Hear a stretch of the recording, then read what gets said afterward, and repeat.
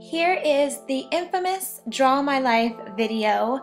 I'm not gonna lie, I had a hard time deciding whether or not I should film this for you, but that's just because I didn't want there to be too much judgment on my life. But I'm hoping my story can help inspire some of you guys.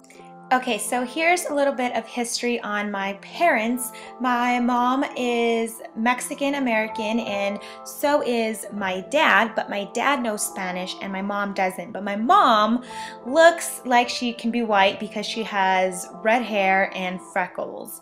But my mother was previously married and had my big brother Edward and my big sister Jennifer, and my dad was in a relationship and had my sister Rachel, who we don't see all the time.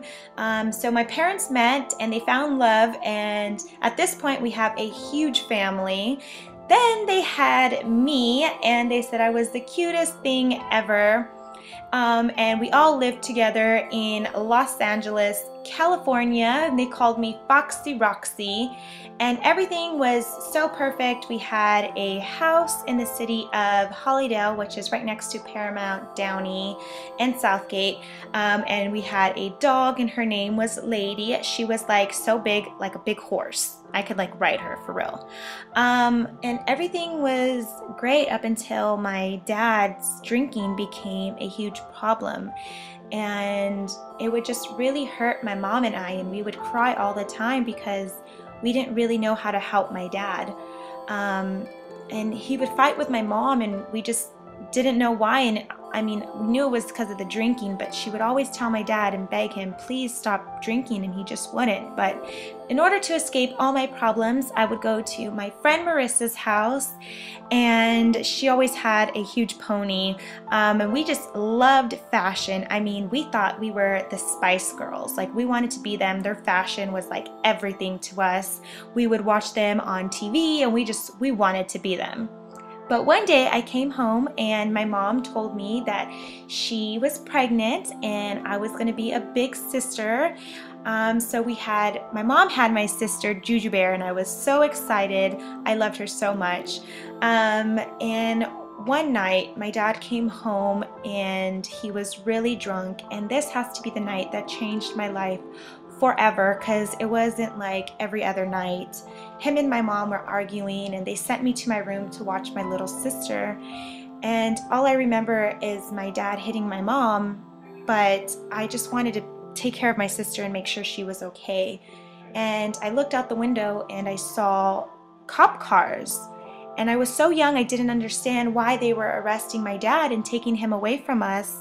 I mean, I knew he was an alcoholic, but I don't think anybody deserved to be sent to jail. So from what I remember is he had to call my sister on her first birthday and wish her a happy birthday from inside jail. Shortly after, my dad got out and he continued to drink. He promised my mom and I so many times he was going to stop, but it just seemed like those promises always fell through. So my mom was really tired of it, and she told me one day, Roxy, pack your stuff, we're moving. And I was so young and confused, and I didn't understand where we were going, what we were gonna do.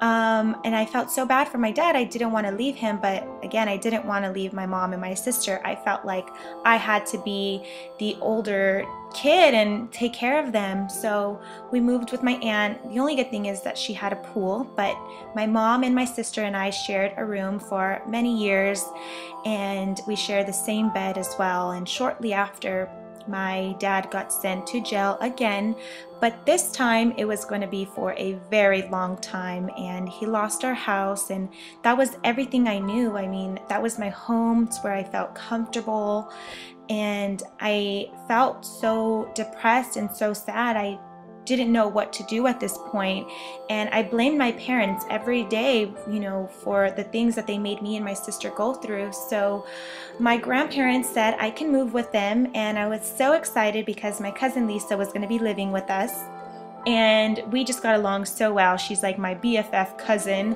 and I just remember Christmases being so amazing with my grandparents. They loved us so much.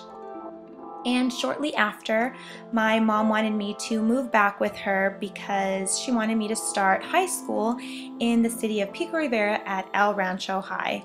And I just remember my first day of school being my worst day ever. I mean, I was so sad and depressed that I had to leave my grandparents and my cousin, and I had no friends. I was all by myself during lunchtime, and I remember for a while I would just sit by myself, and I'm not going to sit here and say that I was bullied, but everybody else had friends that came from middle school to high school together except for me, and I was just by myself.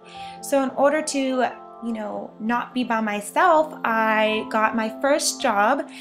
At the age 16, I was working for Parks and Recreation. So basically, after school, I would go to the parks and we would do arts and crafts with the middle school students and just paint, just to kind of get my mind off of things. But I refused to let my high school go by and me not have fun. So junior year came along and I wanted to go to winter formal, so I designed my very own dress, which was J-Lo inspired, and I went with my boyfriend, who is still my boyfriend now, and he had a cool faux hawk and he was just like super awesome, and he still is awesome. But I was able to save enough money at 17 and I got my very first car. So by the time I was graduating high school, I had my own car, and I knew that I wanted to pursue my passion for fashion. So I enrolled to FIDM, which is the Fashion Institute of Design and Merchandising, and I never thought that this would be possible. I mean, I came from a broken home, my parents were separated, I had to work my way through college, and I met my best friend Deanna, and along with my other friends that I still have today, I love you guys so much. You guys inspire me as well.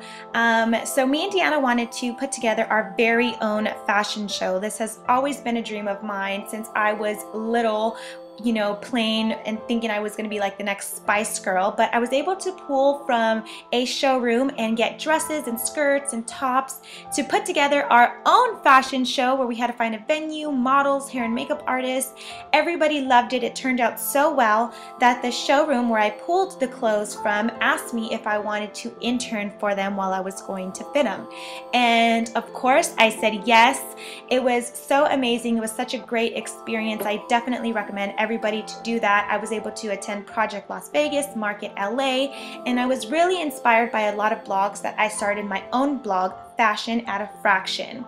And I was still working, I was still going to school, I had my own blog, so I wanted to reach a larger audience because I feel like I had something to share with the world. So I filmed my very first YouTube video and I uploaded it, and a lot of you guys surprisingly liked it and had a lot to say because you guys love fashion as well.